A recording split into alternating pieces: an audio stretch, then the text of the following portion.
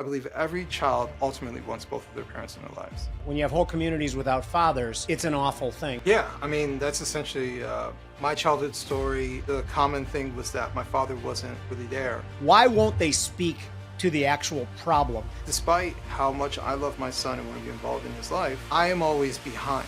I know a lot of people that say, a woman shouldn't stay with a bad guy, and I can't find a way to disagree with that. I don't think you're saying that, right? She doesn't know what a normal, healthy guy looks like. How important is a fundamental backdrop of religion and a higher power in the stability of a family? If your habit is making promises that you often break, then what is the point of making a promise?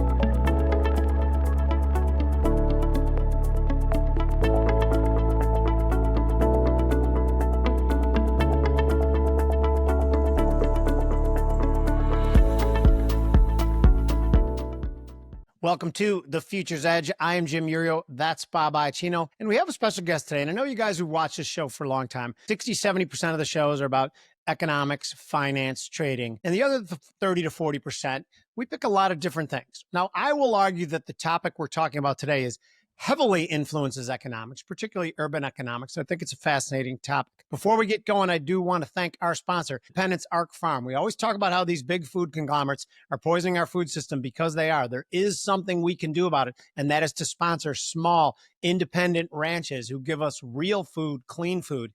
Independence Arc in Arkansas. And Bobby, you heard, he just bought a small pork farm and Yep. Wagyu beef. So we're moving on up because beef is still my main thing, but I go pork and chicken too. Some people don't. But anyway, we have a very special guest. He is Adam Coleman, the founder of Wrong Speak and the co-founder of Thirst Network. He's the author of not just Black Victim to Black Victor, but the new book, The Children We Left Behind. Now, I am particularly amazed by this topic. It's been 40 years. The statistics on gun violence, failing schools, and I've long argued that we're really talking about one problem, and that's the breakdown of traditional two-parent, father-present families within urban areas. I don't care if they're black, white, purple, or yellow.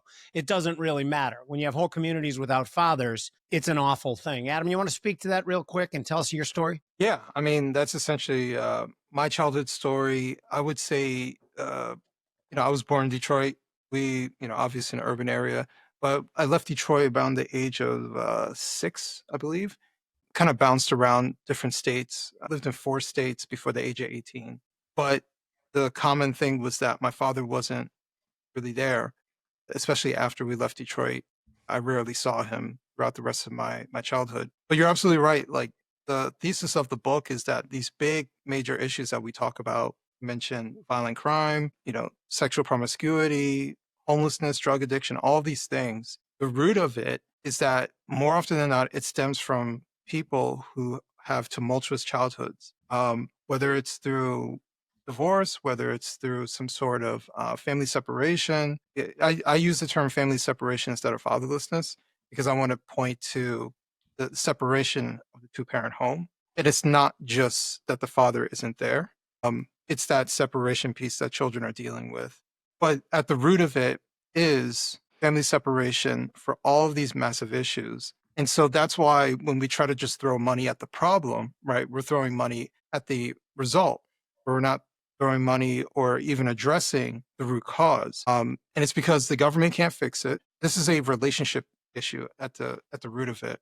Every single person has to decide who they get together with, who they decide to procreate with, why they're choosing these particular people. Every child who is just like myself, who went through this situation, has to stop the cycle, has to understand that what they went through does not mean that their future is messed up or that they should repeat that behavior for their children and continue the cycle. So there are multiple solutions that I present, but ultimately the thesis is that this is the number one issue facing not just America, but the Western world. So I know you said that the government doesn't have the ability to fix it. And I know you're probably familiar with our work, and I don't think the government has the ability to fix pretty much anything. But one thing that jumps out at me is that they will talk about failing schools in urban areas. They'll talk about gun crimes in particularly separated family areas where whether whatever minority community it is, or I don't know I don't care what color it is, like I said before. Why won't they speak to the actual problem, and that traditional two-parent stable homes is what stable children come from? Why won't they speak to it? I think there are multiple reasons. It's because there is no dollar amount to fix it, so they can't propose a solution for it. It's hard to campaign on two-parent homes. What does that even mean? How does that look? But the other part of it is that we are dealing with a more feminized society that has a hard time criticizing behavior of certain women. And so when we say fatherlessness, the immediate reaction points blame at the single mothers, right? So everyone's afraid of saying that the single mothers are partly responsible for the outcome. And it's very easy for us to say deadbeat dads, but we have to, there's two people in the equation. And so we have to be able to criticize both parties equally. Otherwise, we're not going to fix anything. So what happens often is that people just avoid the conversation entirely. So they don't risk offending some women, because it's a bigger offense in today's society to offend a woman or potentially offend a woman, even if you're not trying to offend, than it is to offend a man. So I could say deadbeat dads all day long. I could talk negatively about my father all day long.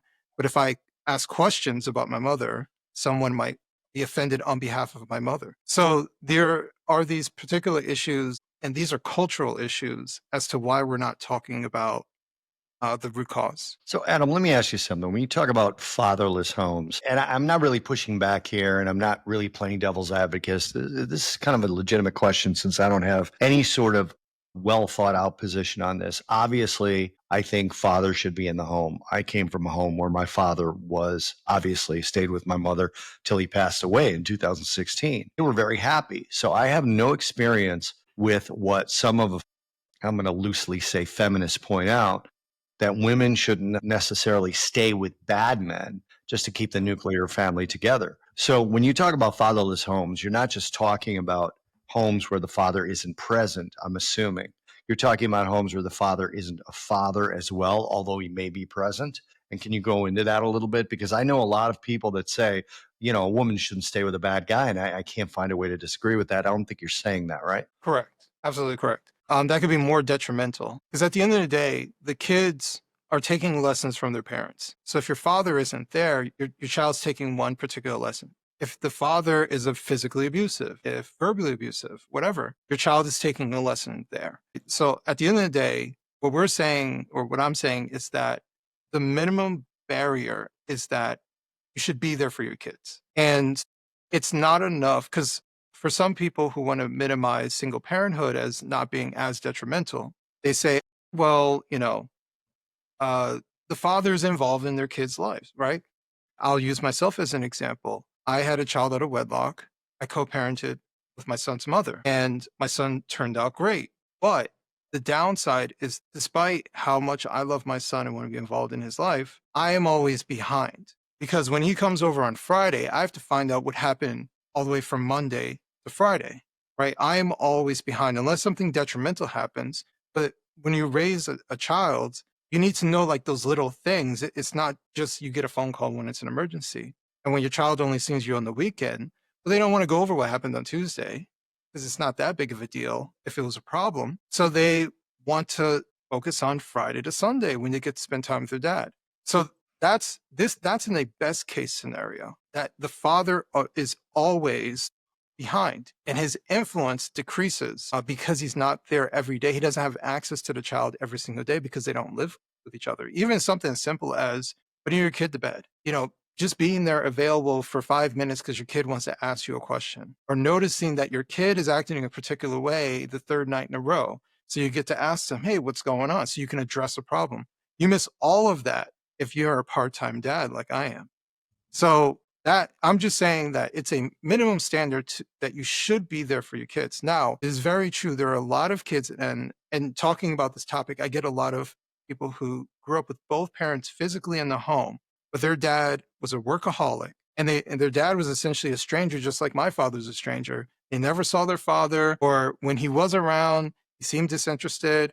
And so they took no lessons from their father. There was no sort of development or anything. And much of their issues are very similar to my issues as a young man growing up. So it was quintessentially like he was a present absent father. And that is equally a problem. So the barrier of entry is you should be there in the home with your kids, but it's not just so you become a roommate. It's so that you're an active participant in raising your kids. So tell me, when we're talking about the women part of it too, and by the way, that always has bugged the crap out of me too, how we vilify men in this country. And again, it's not even just in this particular issue. Like, you watch commercials and sitcoms for the last 30 years, and the common is it's always the boneheaded man who provides very little value, and the wide stage wife woman. That's evolved since Archie Bunker.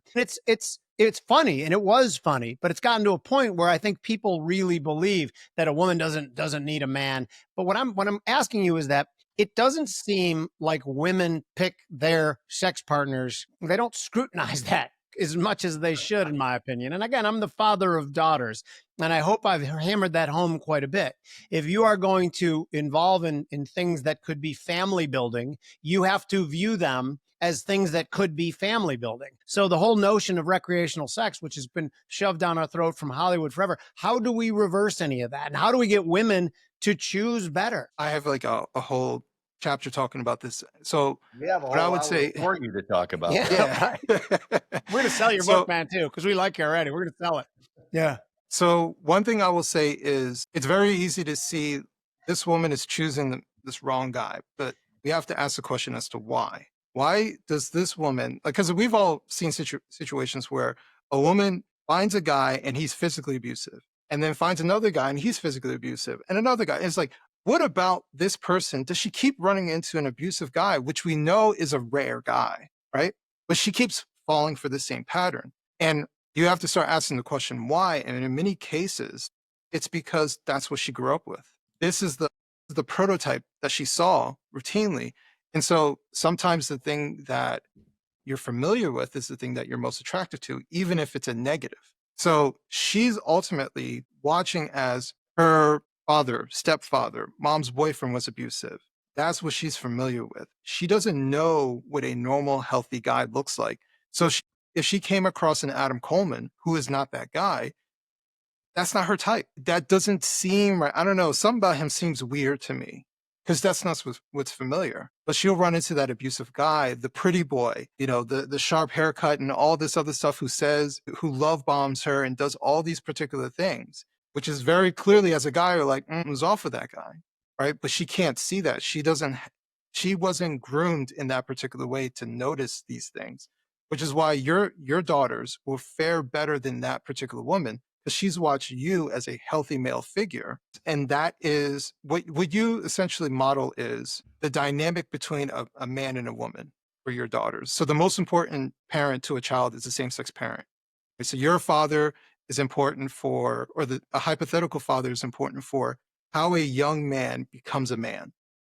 And he is watching how you behave, and he is more likely to mimic that behavior, right? But for your daughter, what she is watching is how does my father interact with my mother? That's what she's ultimately watching. How does he handle stressful situations? How is he interacting with women in general? All of these things become familiar patterns, which anecdotally, I'll say my friends who grew up with a healthy father figure, they stay far away from these guys because they're like that. First off, my dad would not allow that guy to be in my life. Second of all, that guy seems weird to me because my father would never act in this particular way. That guy won't make it past the first date if he even gets a first date for that type of girl. But the girls, and my wife is okay with using this example. I'll use my wife as an example. She grew up without a father figure.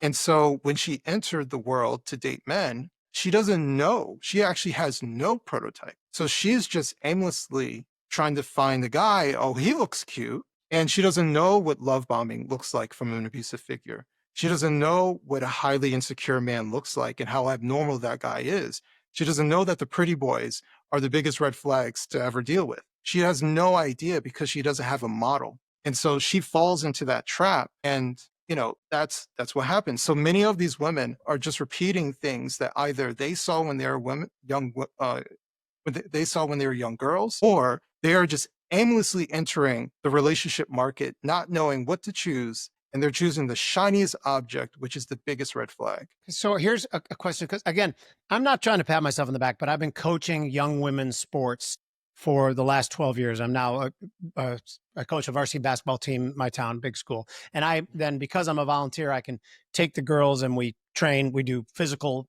training and plyometrics for us. There's a point to this question, by the way, too. My thesis has always been, and I've told my niece, who's the head coach, and I work with her, and I love working with young girls too. I think there's an insecurity issue, particularly this is a school that has quite a bit of minority communities and some of the families that you talk about.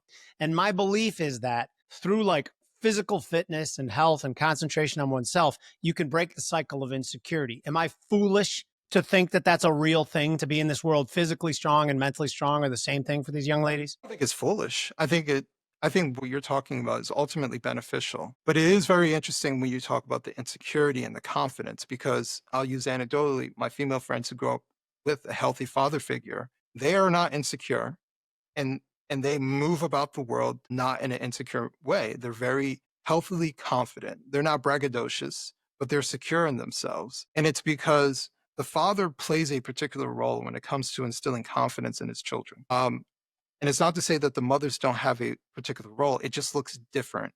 But there is something that is innate when it comes to installing confidence in their children's lives, to tell them that it is okay, right? The mother is more nurturing. Daughter falls down, bumps her knee. The mother comes over, wants to rub the leg. Oh my God, are you okay? The father comes over and says, it's all right. You'll be okay. This is normal, right? Makes her feel confident, like something's not wrong with her. Okay, kids fall down. They bump their legs. You know, all these things happen. These are normal things. He's installing confidence by his reaction rather than panic, which would tell her that something is wrong. This is abnormal, right? So it is a natural male response to treat our children in this particular way. And that gives our kids confidence. So, granted, I'm talking about my son, not a daughter. For my son, I was always looking forward to when he became a teenager, because I knew that I could give my son what I didn't have when I was a kid. So in my first breakup, I thought something was wrong with me. If I wasn't doing well in school, I thought something was wrong with me. Like, I didn't have that reassurance that, no, everything is okay. You're just struggling. We all struggle. It's fine, right? You got this. I didn't have that. So when my son had his first little breakup, I said, it's okay, man. Here, let me tell you about my story, my first breakup. Like, I was able to reinstall, nothing is wrong with you. This is all part of life. And things are going to go a way that you didn't want it to go, and it's fine. There's nothing wrong with you. There is something that is incredibly important about having that confidence, because that reassurance, that love, if they don't receive it from their parents, then they look for it elsewhere. But they often will find an imitation version of it, which will say sweet nothings, but will back it up with abuse. Where does social media fit in this? Obviously, the three of us are talking on a form of social media, I guess. The podcast, it goes out on Rumble, live, and on YouTube, and X Live. That's obviously all social media. And it's We're difficult. adults. We're adults, I know. But it's difficult to, Ish. I know adult too. I get, Whatever. Scratch I that get part. TikTok and Instagram videos from friends of mine. They're in their 50s. I'm like, I'm not on this. It won't open. What are you trying to send me? Tell me the story, right? Anyway, these are men, by the way. It's so weird.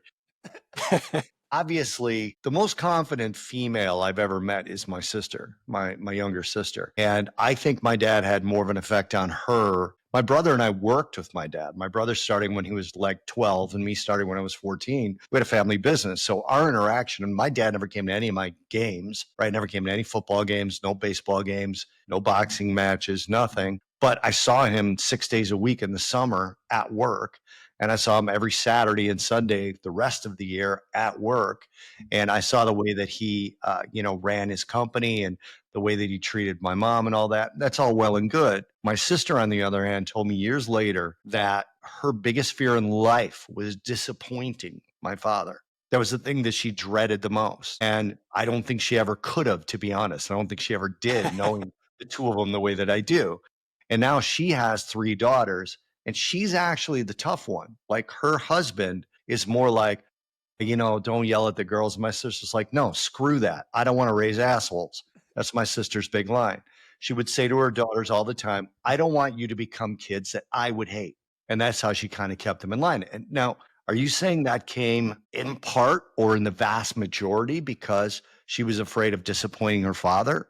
Because you seem to be putting a lot of this on the father, but yet we started the conversation saying fathers get too much shit, basically. Yeah, I think that each parent serves a different role. So if we, for example, if it was in reverse and we had a whole bunch of children growing up in single father homes and we were like, where are the mothers? I would venture to say that we would have possibly similar issues, but they would look different. We would have very unnurtured adults who are probably callous, and uncaring whatsoever. That's what looks like when you have unnurtured children that grow up to be in that particular way. And some of them, we can talk about kids who grow up in the foster care system, who grew up with exactly that and have to deal with um, that reality of not being nurtured by a mother figure, especially girls. The thing when you're talking about your sister, her fear of her father is actually reverence for your father. I would agree with that because she still has it.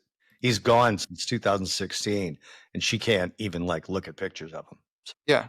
Yeah. So it's in the same way. And it took me a long time to understand this. When someone says I'm God fearing, sounds asked like, what does that mean? Like, do you want to fear God? Like, does that sound good? Because you're also talking about God is loving, right?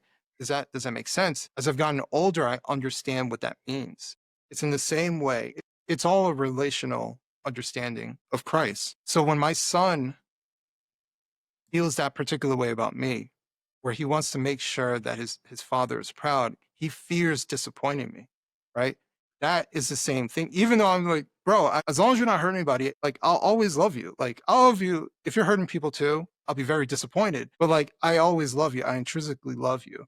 But it's a healthy fear. It's not the same type of fear of like watching a scary movie or anything like that. It's ultimately a reverence. And so that is actually a good thing. That's like if you think of it like this, that's like a barometer, right? It's a life conscience. Like we all have a conscience. We all have what I would say like a God-given conscience where you feel terrible if you do the wrong thing. Like if you hurt someone and you didn't mean to hurt them, like you just feel it. Like it runs through your body, you feel terrible. In the same way for your sister, your father is like her barometer where it's like, I'm going in the right direction and I feel great. And I know that I can come to my father and he would be so happy for me because I'm going in the right. But if I go in the wrong direction, oh God, I dread going in the wrong direction. Like that feeling that will come over me when my father just looks at me with disappointment. I don't even want to experience that.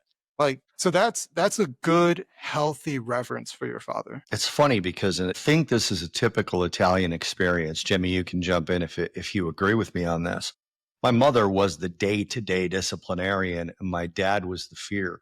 My dad was at work and my mother, Wait your father gets home. Yeah, exactly. We heard that all the time. When you got to the certain point in your sort of physical stature, my mother was 4'9". Same. Right? We could only stay afraid of her for a certain period of time to where her yelling and her Dr. Scholl's slipper throwing got funny. But then I'm going to tell your father when you got home just froze us, right? And then as we got older, it turns out that my father was the softy. My father was the one who was like, I'm so proud of you. I love you so much. And my mother would be like, this idiot, what do you love him for? It was sort of the same sort of this change. And as my father got to know his granddaughters, my sister's daughters, before he passed away, if my sister raised her voice, my father would be like, come on, you gotta yell at these girls. You just talk to them. And my sister would be like, the way you talk to my brothers? No, I'm not raising assholes. That was her whole response all the time. And Jimmy, I don't know if you had the same sort of experience from the cultural standpoint. No question about it. It was certainly that too. And my dad would take out his belt probably 150 times in my youth. He'd never strike you with it, just to be clear, by the way. But he'd take out his belt and you'd go scattering. But you mentioned something funny before about where you said your dad, and I adored my father. I still adore my father. He was a wonderful, wonderful man. I remember you said you never watched your games. I was getting awards after a very successful varsity baseball career in high school, and I was getting an award, and he got a letter from the school, inviting my mom and dad. I'm pretty sure he just pretended like he knew I played baseball. He was like, oh, great, baseball's going good. It's baseball, right? He had to read it again. which, by the way, I didn't resent him for that one bit. He was a busy man. He had 7 kids. I was fine with that. Now, Adam, I want to ask you one of 2 questions, and I want you to pick the question. Here's the game, because I want to talk at some point in time about the government's role in breaking up the family. And I have a belief that through tax incentives, through the welfare system, through subsidizing these things, they've not done a good job in projecting that we as a society should be for 2-parent homes. Or I want you to discuss the religious aspect to it. You mentioned Jesus. I'm a church. I'm practicing-ish. I'm not the greatest religious person in the world, but we always had somewhat of a religious backbone with the children. Which one of those do you want to tackle first? We can go to the religious. Let's shoot that. Let's go. So what do you think? Do you think that how important is a fundamental backdrop of religion and a higher power in the stability of a family? Okay, so first thing, obviously, the things I'm about to say, it doesn't mean that you have to have a religion to do these things. Oh, of course It not. Right. Yeah. it has a different meaning. So it's something that can help to ground you in some sort of much deeper purpose, something that is bigger than yourself. I think that's like the biggest takeaway when it comes to religion for me, a relationship with God, is that there is something greater than myself and something else that I serve. And we all serve something. And so to kind of answer your question, what I would say is it is a deep intrinsic promise that you make consistently when it comes to having some sort of religious faith. I'll just, because I'm most familiar with Christianity, so I'll speak towards Christianity. So for example, I married my wife. And this was before I got baptized, but I knew like I was heading in that direction. But I intrinsically knew I wanted to get married in a church. And that's what I did. I got married in a church in front of God. I made several promises, like verbally, about what I'm going to do in this marriage, how we were going to become one. We were going to become a union, right? Something that was greater than myself. I made these promises in front of her family. I made these promises in front of my son, right? I'm setting an example for my son. So when maybe one day when he gets married, he has an example as far as what a healthy relationship looks like, how a man treats a woman, how he should approach the world. But I'm doing that with a religious backdrop. Granted, I don't have any children with my wife, but my approach, if I were to have children with my wife, would be to have some sort of foundation, something that is bigger than even their own father, that sets a standard of conduct. If I can do like a mini rant, I feel like there are not enough people who hold to their promises because they don't have to. There is very little social repercussions from going against your word. And so I'm going beyond like marriage. I'm saying like just in general, people can change their minds left and right. They can make promises to their children that they're going to do X, Y, and Z, and they just skip on it. Well, things change, right? And I do believe, we're not perfect. We try to do the best that we can. But I do believe that a religious framework is that foundation that never changes. And it's at least for me, it's a seriousness that keeps me grounded on a daily basis. Where it's not just, oh, I'm this person. It's like, no, there is a North Star for me. And that's how I move forward in life. How I conduct myself. All of these things matter. When I got baptized, I made these promises, once again, to God, in front of my family, in front of my wife, right? All these things mean something to me. But these promises are something deeper than myself. I could have easily said, you know what, I'm going to try my best not to have ice cream, and I can have ice cream. Oh, you know what, I gave it a shot. To me, I'm making a promise to God. And that means a whole lot more to me. And I think we need to have more people who hold to their word. So if you say you're going to do something, just do it. Do mistakes happen? Do accidents happen? Of course. But if your habit is making promises that you often break, then what is the point of making a promise? That's my little rant. I was thinking about that recently about people not keeping their word. But I do think that a religious foundation ultimately is beneficial for a family because it sets a standard of conduct that goes beyond what I think. It's like, here is the most ideal standard. That's what we're going to try to achieve. We're not going to make it 100% of the time, but you know what? That'll keep us grounded. And when we mess up, we have grace for each other and we'll try to do better next time. All these things are incredibly important when it comes to structuring a family. But I'll even go before the family even comes. These are things that are important when it comes to selecting a partner. I do think that how we select partners is in the modern era very weird. Everyone's trying to date strangers. They're just picking someone that they like, right? But they avoid asking difficult questions. Everyone's trying to show some particular face. Everyone's afraid of rejection. They don't hold a high standard because they think, well, the next person's not holding a high standard, so why should I? So that's why we have all different types of fucked up relationships. And everyone is scorned, and the online world is filled with relationship advice that tells you to act like a sociopath. Like, this is what you ultimately get. But if you have standards that are rooted in something bigger than yourself, you find someone who fits that. And there are people that are out there. The biggest psyop is to tell you that there's no good people out there. You'll always be single, or just accept the worst and, be happy that you're not alone. That's a terrible way, because there are tons of good people who are out there. But anything that is of value is hard to obtain. You talked about women, you mentioned feminists, you talk about men who don't seem to be that interested in being the fathers that their physicality has allowed them to become. Everyone, the people Yeah, who of are, course. yeah, there's, what I would say, this is not just a marketing thing. I'm saying everyone, but Yeah, of course. but there is something for everyone that's within that book. For example, I talk about um, there's a chapter called Socially Comfortable Terrible Parents. And this is less about the parents and more about the people who are around those parents who make them feel comfortable, right? They're abandoning their kids, but they get to come to the cookout and no one says anything. No one challenges them. No one asks, like, hey, where's your kid?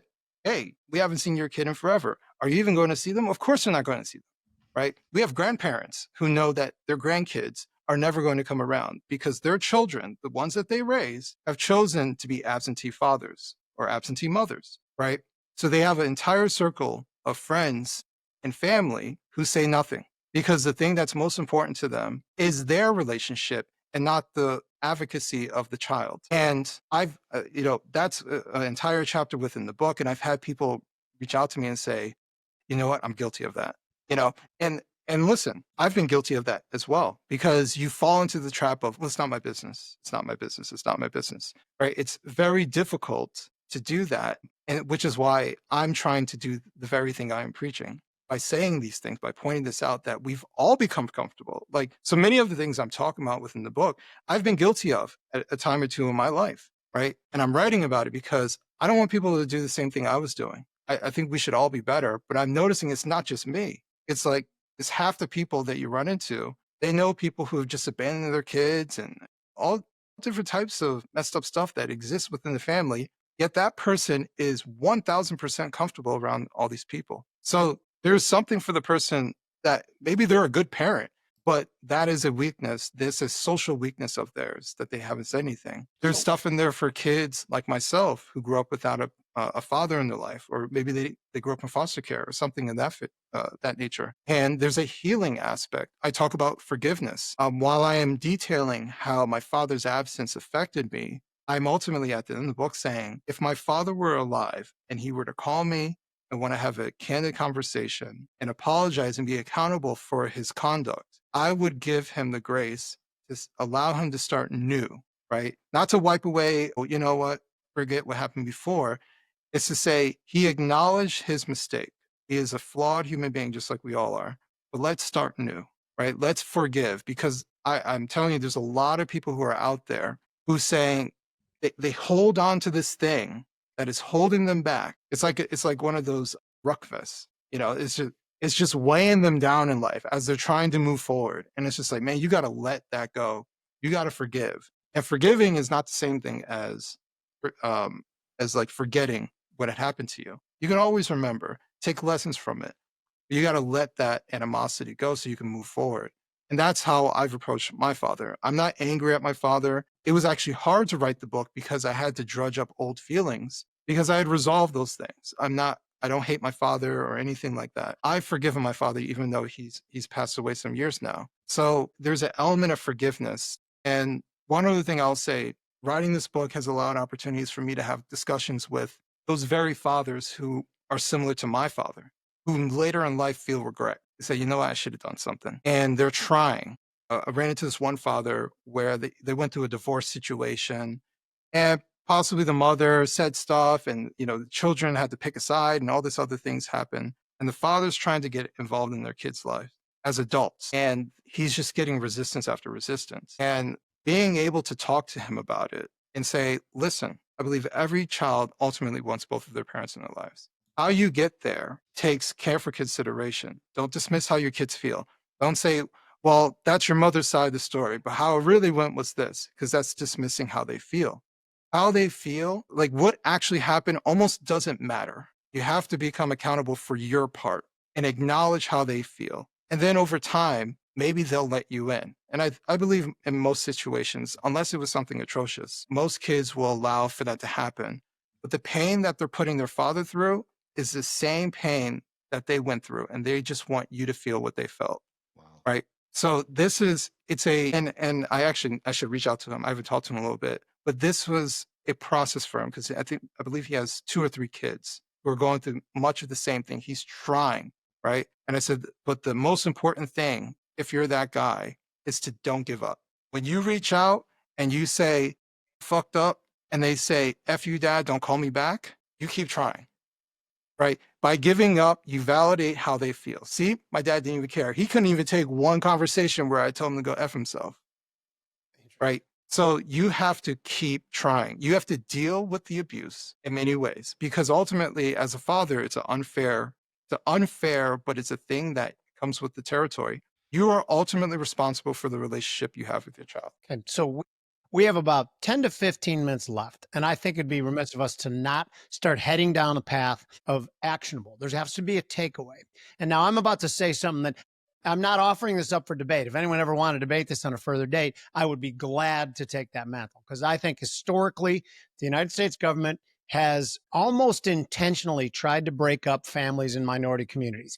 It is not a secret or a conspiracy theory that the CIA under Bill Donovan introduced crack cocaine into the ghetto back in the 70s to raise money for black ops, even marijuana prior to that. It's a real thing. I'm not asking you to agree with me or not. What I am asking is, what as a society, and I don't know what the government's role in, but what can we as individuals do besides just thinking a different way? Like you say, when they show up to the cookout, you want people to think, well, might be a nice guy, give him a burger, but the guy's being a crappy father right now. And if it comes up, I'll gladly tell him. What else besides on an individual basis can we push for to try to, we can't solve this problem, but to make it in any way better? See, that's the thing. There's no wide, like, if I was king of the day and I had all control over society and I can just write legislation or whatever, there's no sweeping solution, right? The first step for any problem is acknowledging that there is a problem. So this book, in many ways, is saying, hey, there's a problem. And maybe you've seen it. Guess what?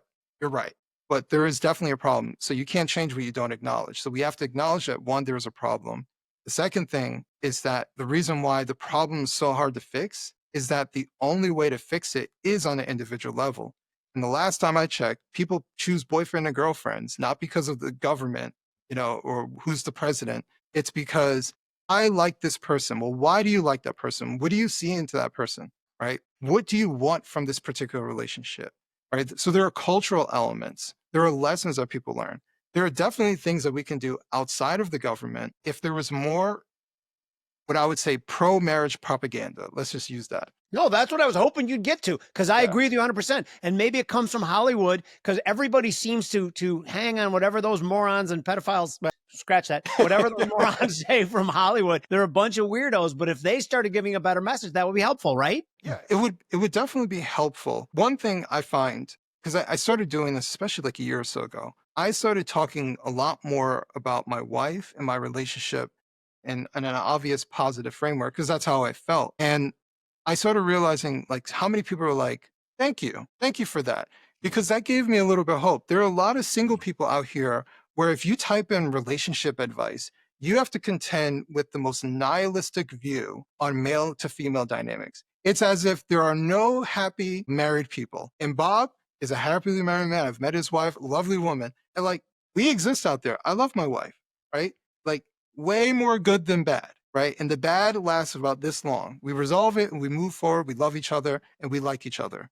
And that's how we approach things. But if you're coming from I'm single, or if you're coming from I'm single and my mother and my father had a tumultuous relationship, what gives you hope that there's any hope for you? Because it seems like everyone is in some crappy relationship. And it's because the most chaotic people always get the camera. They always get the microphone. That's the entire focus is on dysfunction. And so people don't believe that it is even possible. So imagine you have all this programming in your head that every relationship is going to ultimately fail, or the person next to you is this terrible person who's just lying to you. They seem nice, but this really does. And then you sabotage a good thing. And I've seen that where they just sabotage a good thing because no, this guy seems too nice. No, it's not possible. And I'm like, no, it seems pretty normal to me. No, impossible. And they sabotage it. They find some sort of reason to blow it up. But here comes the pretty boy. He made me feel this way. Oh, he paid me all these compliments. And I'm just like, 3 months later, he cheated on me. What did you think? You're right. Oh, well, so it's like, it's that kind of thing where they're being groomed to have no hope about relationships. And I think that is ultimately, and a lot of people don't make that connection as far as family. They just see it like, oh, single people trying to get into relationships. Like, no, being single is the beginning point to the family dynamic in the long term. Because I can't tell you how many times at Turner Mori, a woman got 3-4 kids with her boyfriend, not her husband, her boyfriend for 8, and they've been together off and on for 8 years. It's just like they're doing everything out of order. And lo and behold, he's cheating on her. Go figure. Like, it's this type of situation that you see over and over and over again. So I think if we fix that relationship part, better propaganda, more hope, more realistic approaches to relationships, rather than basically like and I'll just speak from the male side, the manosphere content tells men that women are sociopaths, and the only way to find success is to out-sociopath them. They're going to use you, so you know what? You use them first, and use them more, and then throw them away and discard them when you're done with them. By the way, finance lady who says, I love this episode. Thank you very much for supporting us on this. Bobby? Yeah, I'll tell you, it's interesting, Adam, because I met your wife as well, and she came up when you were talking about 15 minutes ago, and I don't remember what my question was going to be. She came up in my head because if I was going to describe her, I would describe her as kind, sweet, independent, and respectful. And I kind of wanted to get your take on traditional male-female roles, because you said you met my wife. We're pretty traditional, except I can't fix shit. Like, I tell her when something breaks, I go, can you grab the box and fix this for me, honey? And she comes in the room and she goes, you're so pretty. Just flick your hair and stand there while I fix it. But, so I know you get pigeonholed as like a Republican when in truth, you're a Christian conservative. You don't necessarily align. If the Republican Party were to switch, you would stay a Christian conservative. So where do you fall on this? I think one of the things that young people get wrong is you don't have to be a feminist or a trad wife. You don't have to be What's like a trad wife? Traditional wife. Oh, got it. Put on a dress, make sourdough bread, and fix your husband a sandwich. I don't think it has to be that one thing. I think there's a middle ground where the couples can exist in that sort of traditional role where, there's never going to be a time where I let my wife carry luggage. You met her, Adam. She can carry luggage. Jim, you met her as well. She's an athletic human being. She can carry luggage. I just feel like I'm supposed to carry the luggage. I feel like I'm supposed to get the car in the rain. These are stupid little things. So what's your advice for people who are looking at this as sort of a binary outcome for couples? Because I like what you said about better propaganda. That's what made young people think smoking is stupid, is the propaganda of how stupid smoking is. So to answer your question, what I would say is, and actually your example of she's actually the one that fixes stuff and you're not. Yeah.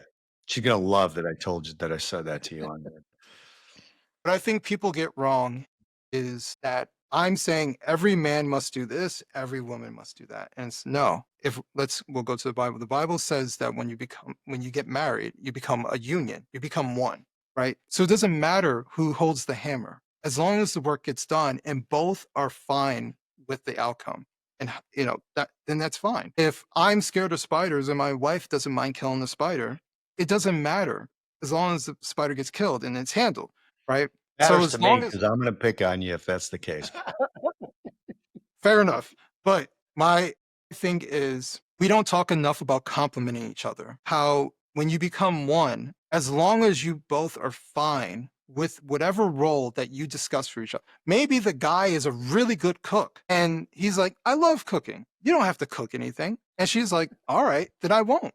Then that doesn't make him feminine. It just means that they're as one have decided that his role is that he cooks and they're both fine with this, right? So we have to talk about a unit of one, and doing things as one and finding what works for you as a couple. And I think that is where the disconnect is. It's not about being a traditional wife and this and that.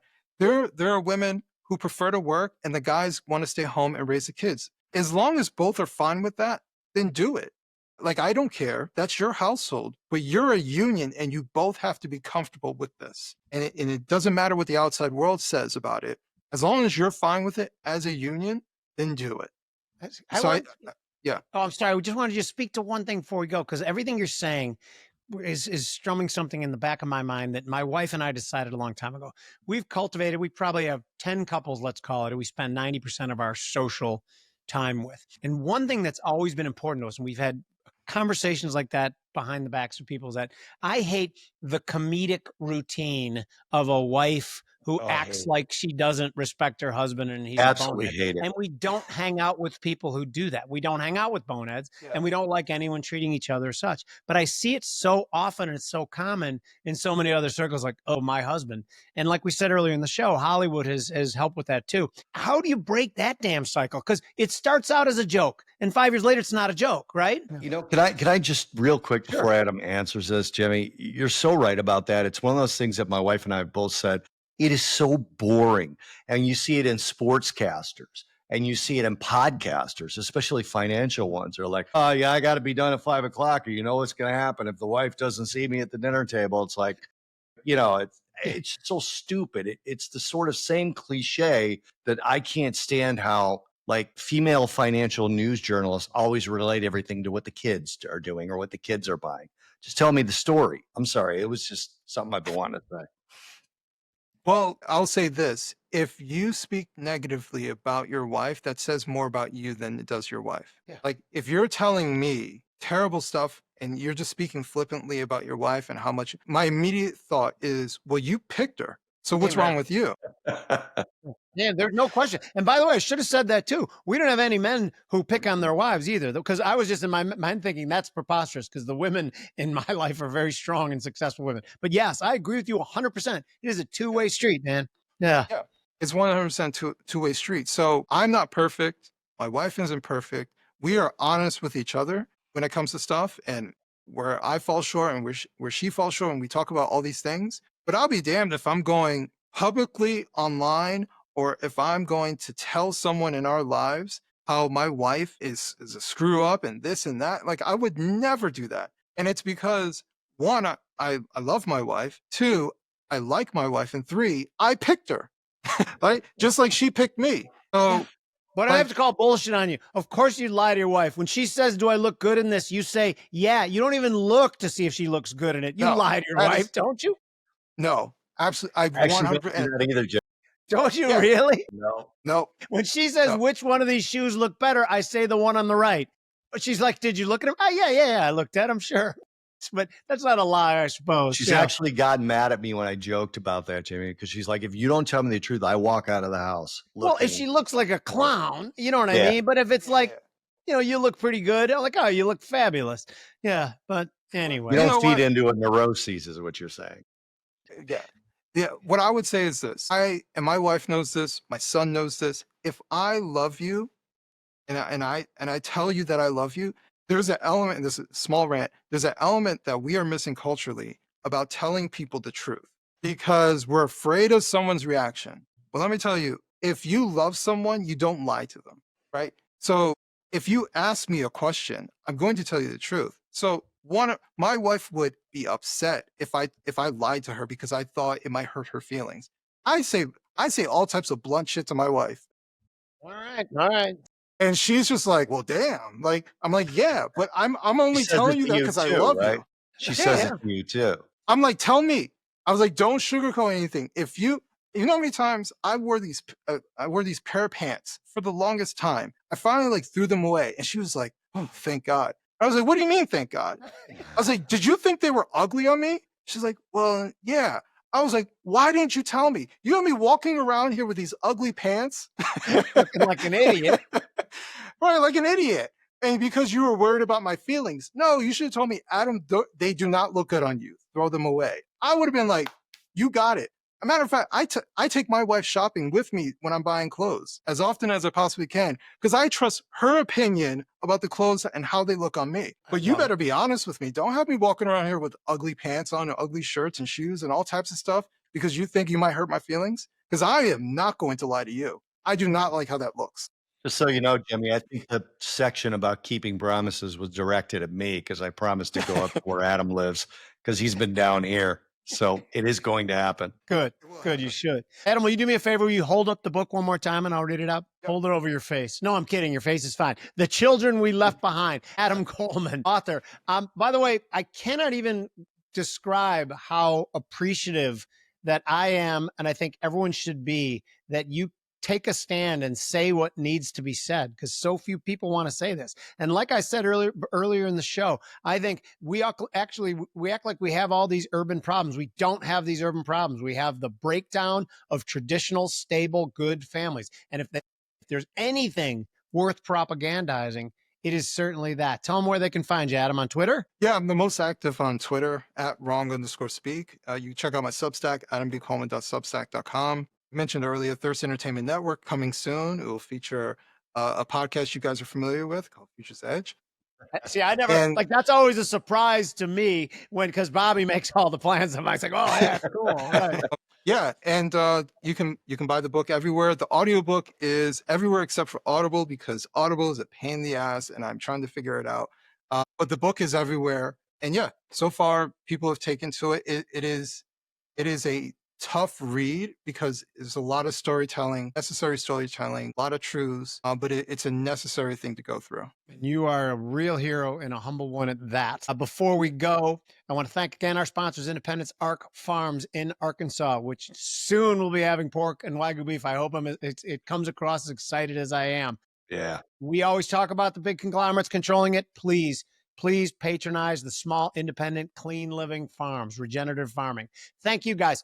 The support we get on this show is just humbling and amazing to us. You guys, all the DMs, all the retweets, all the eyeballs. We cannot thank you enough. If you want to do us a favor, follow us on Rumble, follow us on YouTube. We like to spread out the platforms that we're on in case we get canceled. Before you smirk, we've been canceled before. We will say something offensive to someone. Of this, I can guarantee. I am Jim Iuorio. That's Bob Iaccino. Thank you again to Adam Coleman.